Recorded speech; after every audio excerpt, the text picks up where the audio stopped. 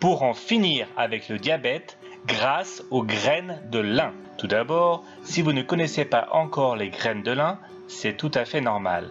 Elles sont peu utilisées de nos jours, mais c'est l'une des nourritures les plus saines connues depuis des milliers d'années. Ces graines remportent le tiercé du diabète. Elles sont riches en protéines, riches en fibres et riches en bons gras, du même type que celui contenu dans le poisson.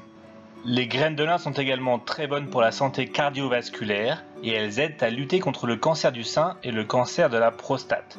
Bref, les graines de lin sont une véritable petite merveille. Employer les graines de lin est peut-être encore un mystère pour vous, mais cela deviendra très simple dès que vous saurez comment faire. Comme son nom l'indique, la graine de lin est la graine de la plante qui produit le lin, ce tissu très bien connu. Et tout comme le tissu, les graines de lin étaient très populaires pendant l'Empire romain. Et Hippocrate, l'un des pères de la médecine moderne, s'en servait beaucoup pour confectionner ses médicaments.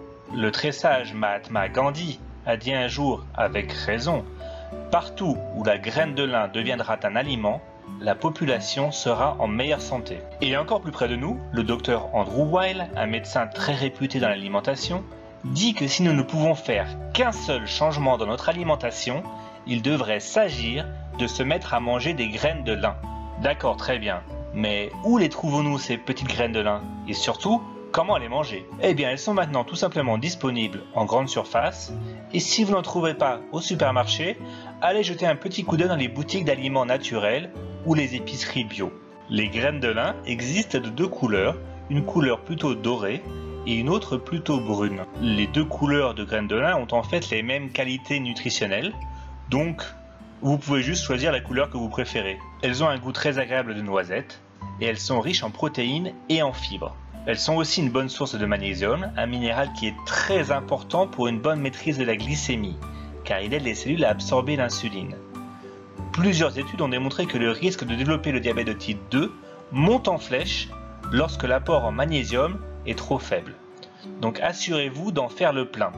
Et les graines de lin en sont une bonne source. Mais attention, la nature a doté les graines de lin d'un emballage fin mais puissant, ce qui a ses avantages et ses inconvénients. L'avantage, c'est que l'on peut conserver les graines de lin facilement pendant 1 an dans un récipient hermétique. Mais cet emballage naturel des graines de lin est presque trop puissant. Il est fort probable que ces petites graines passent dans votre système digestif quasiment indemne et ne vous apportent donc aucun nutriment. C'est pourquoi il faut les mâcher très bien, mais ce n'est pas du tout facile. Je vous conseille plutôt de les broyer, car ces graines de lin sont beaucoup mieux absorbées par l'organisme si les graines sont consommées moulues ou écrasées. Vous pouvez par exemple utiliser un robot culinaire ou un moulin à café. Après les avoir moulues, vous pouvez les conserver au réfrigérateur pendant quelques mois. Alors comment manger les graines de lin? Voici une recette facile pour incorporer les graines de lin à votre alimentation. Vous pouvez préparer ce smoothie tous les matins. Il suffit de mettre 2 cuillères à soupe de graines de lin dans un mixeur, de les broyer, puis vous ajoutez des myrtilles congelées, une demi-banane et du lait de soja ou du lait d'amande selon votre préférence. Voilà, c'est tout simple et c'est délicieux. Vous pouvez aussi trouver de l'huile de lin, mais les graines que vous broyez vous-même sont bien meilleures pour vous. Une grande partie des nutriments sont effectivement perdus lorsque les graines sont pressées pour faire de l'huile. Les graines de lin sont non seulement la meilleure source naturelle de lignane, mais elles sont aussi une excellente source de fer, de zinc, de cuivre, de calcium, de protéines, de potassium, de magnésium, de folate, de fibres solubles, ce qui peut réduire notre cholestérol, et même de bore, un minéral important pour améliorer la santé de nos os. Mais nous ne recevons aucun de ces nutriments en buvant de l'huile de lin. Voici encore un exemple de l'importance de manger des aliments végétaux entiers et non pas leur jus ou leur huile. Revenons maintenant sur l'intérêt spécifique des graines de lin par rapport au diabète. Nous savons depuis plus de 20 ans que manger des graines de lin permet d'atténuer le pic de glycémie après un repas. Mais l'utilité des graines de lin n'avait jamais été testée spécifiquement sur les personnes atteintes de diabète jusqu'à récemment.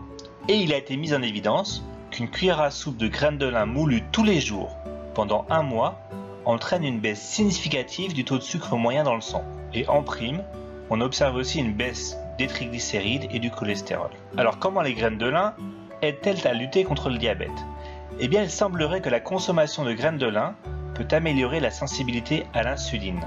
Et bien que les graines de lin soient plutôt grasses, aucun gain de poids n'a été signalé chez les personnes qui ont ajouté des graines de lin à leur régime pendant 3 mois. En fait, il semblerait même qu'au contraire, cela aide à faire perdre un peu de graisse autour du ventre. Voilà, c'est fini pour cette vidéo sur les graines de lin.